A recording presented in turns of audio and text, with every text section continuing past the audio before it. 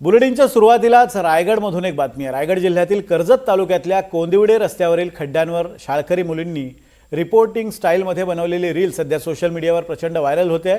त्यानंतर आमदार महेंद्र थोरवे यांनी याबाबत स्पष्टीकरण दिलं आहे। कर्जत परिसरात यंदा मोठ्या प्रमाणावर पाऊस झाल्यानं रस्त्यांची दुरवस्था झाल्याचं त्यांनी म्हटलं आहे।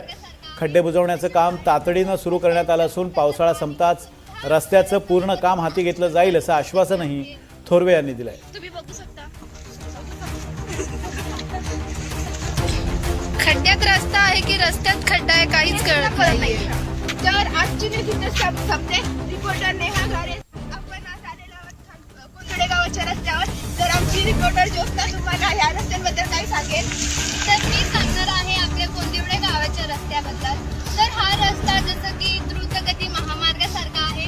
अशा गाड्या जात आहेत तर त्यांच्या पोटातलं पाणीही सुद्धा हलत नाही। तर तुम्ही बघू शकता रस्ते कसे आहेत, तुम्ही बघू शकता। खड्ड्यात रस्ता आहे की रस्त्यात खड्डा आहे काहीच कळत नाही। तर आजची सबने रिपोर्टर नेहा घारे सोबत कॅमेरामन मानसी पवार। धन्यवाद। वर्षी संपूर्ण कोकण पट्ट्यामध्ये आणि कर्जत तालुक्यामध्ये पावसाचे प्रमाण हे मोठ्या प्रमाणात असल्यामुळे काही ठिकाणी रस्ते वाहून गेल्याच्या घटना, काही ब्रिजही वाहून गेलेत आणि काही ठिकाणी रस्त्यांना डांबरी रस्त्यांना खड्डे पडलेले आहेत। हे आम्ही नाकारत नाही, परंतु तात्काळ ते काम त्या ठिकाणी सुरू केलेलं आहे। खड्डे भरण्याचं काम सुरू आहे।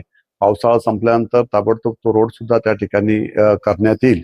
परंतु पावसाचं प्रमाणच कर्जत तालुक्यामध्ये फार प्रचंड प्रमाणात असल्यामुळे हे डांबरी रस्त्यांना काही ठिकाणी खड्डे पडलेले आहेत, परंतु ते काम तात्काळ आम्ही जलद गतीने त्या ठिकाणी खड्डे भरण्याचं काम सुरू आहे।